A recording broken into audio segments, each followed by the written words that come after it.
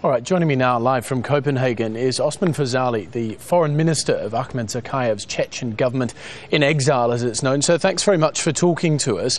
When you hear Dmitry Medvedev using language like destroy, Vladimir Putin saying that the perpetrators will be scraped from the sewers, what do you think that means for the people that actually live in the North Caucusus?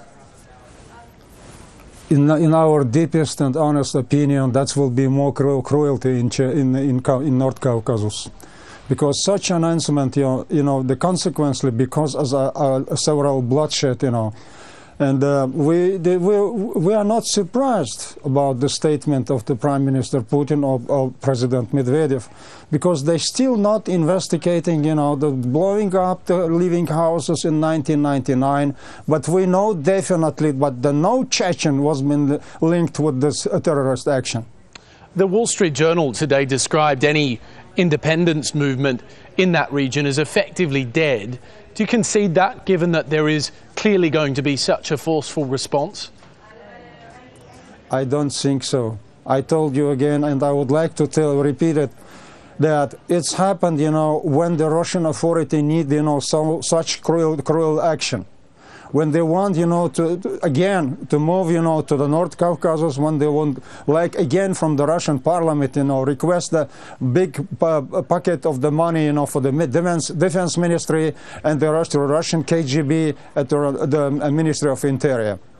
But clearly, if the Russian authorities are going to force a much tighter grip on the region, it's not going to give much movement, is there, for movements like yours, for example? Well, let me tell you very clear. The North Caucasus, it is a region where we have, up to 85% unemployed people. At the same time, we have a continuation of the Russian forces' cruelty day by day. Let me remind you something. Russia, it is the state where, the terror, they moved abroad. For instance, you remember what has happened in Doha. And just because an unpresence, or we have no adequate reaction, what has happened in Doha. The next terror action, it's happened in London, using the weapon of the mass destruction, killing Mr. Alexander Litvinenko.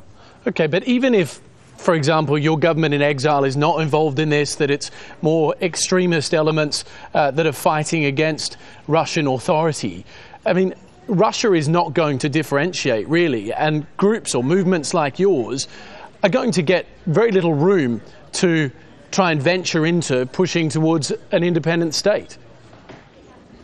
Well, let me tell you something. Even our work should continue 1,000 years. We will never accept the terrorists' way to reach our freedom. That is the meaning, of our movement, and that is the declaration which we declare, since from the 1991 when the Chechnya declared independence, and this declaration was been several times addressing to the Russian state. And let me remind you something. We say again, please let us talk to form our relation. Otherwise, we will have some terror actions because of the Russian cruelty. Listen what is going on. Instead of to have, this clarification of the situation in Chechnya, or to have some relations, official relations with the Chechen state, instead of that, we have a war in all North Caucasus. And more than that, the Russia, moved to the Georgia and annexed, 2 districts. Therefore, I would like to tell you, the Russian state is not cruel only with us. They are cruel even with their own citizens. Let me gauge your views on one other line relating to this story. Some suggestions in the press that this could have been a revenge attack for the killing of Alexander Tikhomarov earlier this month. Do you buy into that theory? I don't buy it. I don't buy it because as regards to the declaration or the statement of the Russian officials, they say that they expecting that some 2 widows will come, to this district, they will use the subway and so on. I have a reasonable question. If they know everything, why they didn't, the prevention of that? Why they didn't stop, this metropolitan or the subway stations, why they did not close, and why they didn't the prophylactic work there? That is a reasonable question, and I will have no answer, I think. Okay, just one final question. You represent a government in exile which seeks to, or at least says it seeks to, pursue an independent state by peaceful means. It seems pretty clear from what you're saying that more of the residents, the population of the North Caucasus, will choose the violent path rather than the peaceful or negotiated path as a result of the dynamic that exists currently. Is that correct? Yes, it is correct. I just would like to. I just try to tell you that cruelty is creating another cruelty.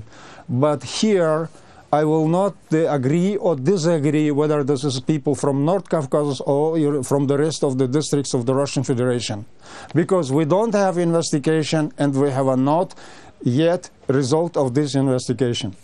Ousman Ferzauli, live from Copenhagen. We appreciate your time. Thank you.